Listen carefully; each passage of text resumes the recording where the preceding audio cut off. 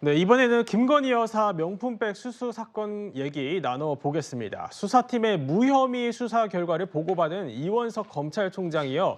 외부 전문가들의 판단을 듣는 수사심의위원회에 사건을 넘겼죠. 이 총장의 이 같은 결정, 출장 조사 특혜 논란에 국민 법감정 고려한 거 아니냐 이런 지적이 나오고 있는데 김수희 평론가 어떻게 좀 보십니까? 네, 일단 이제 검찰 수사팀에서는 청탁금지법 위반 사항이 없다. 그리고 그 밖에 예. 법도 이제 위반 사항이 없다라고 무혐의를 결정을 했는데 이제 국민들이 좀 상식적으로 생각해 봤을 때는 공직자의 배우자가 고가의 선물을 수수를 해도 그게 아무 문제가 없는 것이냐, 법으로 어떻게 해볼 여지가 없는 것이냐, 이 부분에 대해서는 저항감을 느낄 만한 것이고 또 몇몇 전문가분들도 알선수재라든지 변호사법 위반 혐의 이런 것들은 적용할 수 있다라고 얘기를 했기 때문에 법적으로도 일단은 좀 논란이 남아 있습니다. 그리고 이원석 총장 입장에서도 이걸 수사를 할 때 뭐 무혐의 결론이 나오든 아니든 간에 적어도 그 과정상에서 좀 국민들한테 이것이 공명정대하다, 이것을 보여주기 위해서라도 직접적으로 검찰청에 소환해서 조사를 하는 것을 이 총장이 원했었는데 그것도 네. 제대로 이루어지지 않았죠. 그러면 국민들 입장에서는 수사가 제대로 된가 맞느냐, 그리고 혹시 처음부터 결론이 정해져 있었던 거 아니냐, 이런 이 지적들이 나오기 때문에 수사심의위원회라고 하는 원래 검찰에서 보장돼 있던 절차, 이것을 예. 거치지 않을 수 없었을 거라고 봅니다. 그렇군요. 이 수사심의위라는 것은요, 학계 그리고 또 법조계 등 전문가로 구성된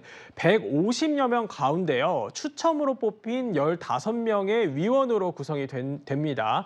지난 1월 이태원 참사 관련 김광호 전 서울경찰청장 경우처럼 불기소였던 수사팀 의견이 뒤집힐 가능성도 어떻게 보면 열린 셈입니다.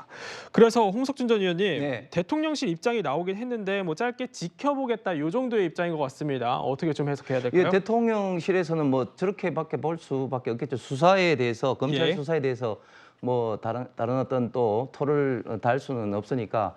근데 저는 지금 이원석 그 총장이 지금 임기가 9월 15일 거의 이제 막바지에 이른 시점에 수사 심의를 한 것이 사실 뭐 본인이 입장에서는 본인이 밝힌 것처럼 검찰이 수사를 어떤 범위와 증거에 따라서 잘했다. 그렇지만 이제 많은 사회적 관심이 있기 때문에 수사 심의를 개최하겠다고 이야기를 했는데 지금 시점에서 보면 앵커가 말씀하신 것처럼 일단 15명의 민간 수사 심의위원을 이제 선발을 해야 되고 그 일정을 좀 잡으면은 예. 과연 본인의 임기 중에 이원석 총장 임기 중에 이거를 마칠 수가 있을까 하는 그런 생각은 듭니다. 그렇기 때문에 본인이 임기가 좀 남았을 때 왜 이런 어떤 수사에 대해서 좀 속도를 좀 내지 못했을까? 지금 이원석 총장에 대해서는 지금 이재명 대표라든지 또 문재인 대통령 관련된 수사도 속도가 너무너무 지금 늦은 것 때문에 비판받고 있는데 이 사안에 대해서도 지금 막판에 이렇게 수사 심의를 한 자체가 좀 예.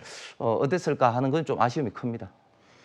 네, 검찰에서는요, 무혐의 결론을 내렸다지만 공수처에서도 이 사건 들여다보고 있습니다. 어제 국회 법사위를 출석한 오동훈 공수처장은요, 원칙대로 수사하겠다면서 김 여사의 소환 가능성을 열어뒀습니다.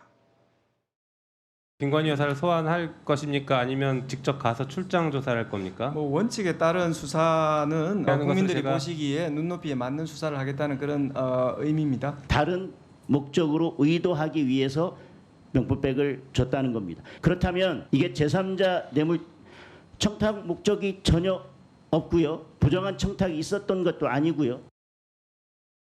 네, 국민의힘은요, 김 여사 의혹이 범죄가 성립되지 않는다고 선을 그었습니다. 또 국민권익위에 이어서 검찰에서도 무혐의 결론을 내린 상황에서 이 공수처 수사 어떻게 진행될 것인지 주목이 되는데 최진봉 교수님, 예. 사실 법리적으로 다툴 부분은 좀 다 비슷한 거 아닌가요? 비슷하죠. 그러니까 예. 가장 중요한 건 뭐냐면 지금 이제 이게 소위 김영란법 이 법으로 처벌이 가능한 문제만 따진 것 같아요. 근데 이제 공직자의 부인이 100만 원 이상의 뭐 명품백을 받아도 이게 이제 거의 직무 연관성이 없으면 문제가 없다 이렇게 이제 결론을 내린 건데 이것도 예. 논란이 있습니다. 어떤 형태로든 만약에 직무 관련성이 없다 하더라도 고위공직자의 부인이 100만 원 이상의 물품이나 아니면 선물이나 현금을 받으면 반드시 기관에 신고하게 돼 있습니다. 그 예. 절차가 있었는지가 일단 확인이 돼야 되고요. 두 번째는 지금 이 명품백을 전달했던 최재형 목사의 주장은 본인은 청탁을 했다는 거 아닙니까?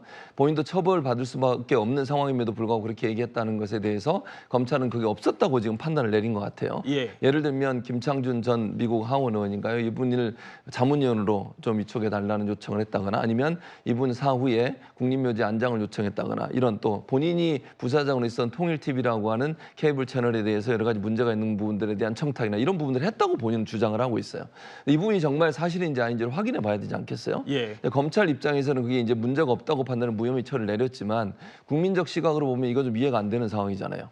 그럼 만약에 김건희한테 그걸 전달하면서 그런 말을 했다고 하면 이건 알선수재 문제가 문제가 제기될 수 있고요. 직권남용 문제도 제기될 수 있어요. 그래서 이런 문제에 대해서 수사심의위원회에서 따져볼 필요가 있겠다. 왜냐하면 이번에 이원석 총장이 수사심의위원회 넘기면서 이 부분을 짚어서 얘기를 했어요. 예. 알선수재 또 직권남용 문제가 있는지 없는지도 함께 수사심의위원회에서 따져봐야 된다.